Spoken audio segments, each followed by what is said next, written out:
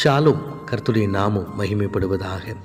கர்த்தருக்குள் பிரியமானவர்களே, வேத வசனம் இப்படியாக சொல்லுகிறது: உனக்கு விரோதமாய் உருவாக்கப்படும் எந்த ஆயுதமும் வாய்க்காதே போகும். ஏசாயா 54:17. கர்த்தருக்குள் பிரியமானவர்களே, இந்த வசனத்தை வாசிக்கும் பொழுது எவ்வளவு ஆறுதல் நம்முடைய இருதயத்தில் நமக்கு கிடைக்கிறதில்ல. மனுஷங்க இப்படிப்பட்ட வார்த்தை சொன்னாவே நமக்கு பேரின்பம், பெரிய சமாதானம் நமக்கு கிடைக்கும். ஆனால் இந்த வார்த்தையை நம்முடைய தேவனாகிய கர்த்தர் அவர் சொல்லுகிறார். பாருங்க, உனக்கு விரோதமாய் எழும்பப்படும் உருவாக்கப்படும் எந்த ஆயுதமும் வாய்க்காமல் போகும் என்று நம்முடைய தேவன் நமக்கு சொல்லுகிறார். ஆம் பிரியமானவர்களே, இன்றைய நாட்களில் தேவனுடைய பிள்ளைகளாக இருக்கிற நமக்கு விரோதமாய் சாத்தான், இந்த உலகத்தில் காணப்படுகின்ற மக்கள் அநேக ஆயுதங்களை உருவாக்குகிறார்கள். கவலை, கஷ்டம், கண்ணீர், போராட்டம், வியாதி, பலவீனம், தனிமை, பயம், இப்படிப்பட்ட அநேக ஆயுதங்களை உருவாக்கி இவைகள் மூலமாய் நீங்களும் நானும் விழுந்து போகும்படி, சோர்ந்து போகும்படி, தேவனுடைய அன்பிலிருந்து விலகி போகும்படி, சித்தத்திலிருந்து விலகி போகும்படி சாத்தான் அநேக காரியங்களை செய்கிறார். ஆனால் ஆண்டவர் சொல்லுகிறார், நீங்கள் சோர்ந்து போகாதீங்க, நீங்கள் கலங்கி போகாதீங்க, நீங்கள் என்னுடைய பிள்ளைகளாக இருக்கிறதுனால உங்களுக்கு விரோதமாய் உருவாக்கப்படும் எந்த ஆயுதமும் வாய்க்காது என்று சொல்லுகிறார். ஆம் பிரியமானவர்களே, யோசேப்புக்கு விரோதமாக அவருடைய சகோதரர்கள் பகையின் ஆயுதத்தை உருவாக்கினார்கள். ஆனால் அது வாய்க்காமல் போனது.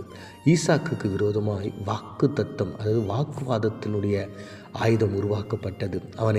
அவனை வாக்குவாதம் செய்து கொண்டே இருந்தார்கள். அவன் வெட்டின எல்லா துறவுக்கிட்டையும் வாக்குவாதம் உருவானது. ஆனால் ஆண்டவர் ரெகபோத் என்று ஒரு துறவை கொடுத்து அதன் மூலமாய் ஆண்டவர் அவனை மேன்மைப்படுத்தினார். மோசேக்கு விரோதமாய் முறுமுறுப்பின் ஆயுதம் உருவாக்கப்பட்டது. அவருடைய சகோதரர்கள், அவருடைய சகோதரி, இன்னும் அநேகர் அவருக்கு விரோதமாய் வாக்குவாதத்தில் ஈடுபட்டாங்க. ஆனால் ஆண்டவர் அந்த வாக்குவாதத்தின் ஆயுதத்தை முறித்து போட்டு மேன்மையாக தேவனுடைய மனிதனாகிய மோசையை அவர் நிறுத்தினார்.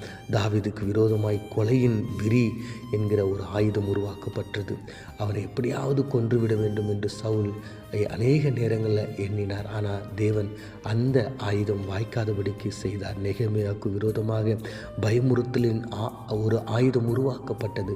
தேவனுடைய பிள்ளைகளே, ஆண்டவர் அந்த ஆயுதத்தை எடுத்து போட்டார். கர்த்தருக்குள் பிரியமானவர்களே, உங்களுக்கு விரோதமாய் இன்றைக்கு ஏற்படுகின்ற எந்த ஆயுதமாய் இருக்கட்டும், ஒருவேளை சாத்தான் உருவாக்குற ஆயுதமாக இருக்கட்டும், அது பயமாக இருக்கலாம், விரோதமாக இருக்கலாம், வாக்குவாதமாக இருக்கலாம், முறுமுறுப்பாக இருக்கலாம், ஒருவேளை அது உங்களுடைய வாழ்க்கையை எப்பொழுதும் சோர்வடைய செய்கிற பலவீனங்களாக இருக்கலாம், ஒருவேளை கடன் பிரச்சனைகள், போராட்டங்கள் எதுவாக இருக்கலாம்.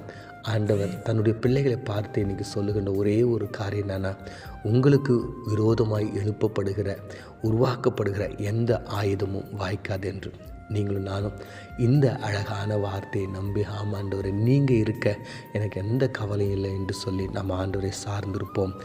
ஜெபிக்கலாம். எங்களை அதிகமாய் நேசிக்கிற எங்கள் பரலோக தகப்பனே, நாங்கள் வாசித்து தியானித்த இந்த வேத வசனத்தின் பிரகாரம், ஆண்டவரே, தேவனுடைய பிள்ளைகளாக இருக்கிற எங்களுக்கு மாத்திரமே நீங்கள் சொல்லியிருக்கிற இந்த அழகான வாக்குத்தத்த வசனத்திற்காய் நன்றி செலுத்துகிறோம். தேவனுடைய பிள்ளைகளாய் அவருடைய இரத்தத்தினால் கழுவப்பட்டிருக்கிற எங்களுக்கு விரோதமாய், எனக்கு விரோதமாய் எந்த ஆயுதமும் வாய்க்காது என்று சொல்லி ஆண்டவரை எங்களை பலப்படுத்தி, திடப்படுத்தி ஆண்டவரை எங்களை நீங்கள் நடத்துகிறதுக்காய் நன்றி செலுத்துகிறோம்.